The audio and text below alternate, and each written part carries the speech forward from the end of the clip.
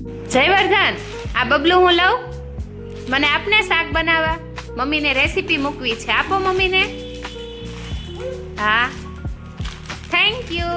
આજે તો મેં મારા જયવર્ધન પાસેથી સિંગ ભજીયા અને આલુ સેવ લઈ લીધી અને એક ડીશમાં તે કાઢી લીધી. હવે એક પેનમાં 2 પાવડા જેટલું તેલ, અડધી ચમચી જીરું, અડધી ચમચી હિંગ લઈ લીધી અને ઝીણા સમારેલા કાંદા એડ કરી દીધા. તેમાં આદુ, લસણ અને મરચાંની પેસ્ટ પણ ઉમેરી દીધી. તેમાં અડધી ચમચી હળદર પાવડર અને અડધી ચમચી ધાણા જીરું પાવડર લઈ તેને સારી રીતે મિક્સ કરી લીધું.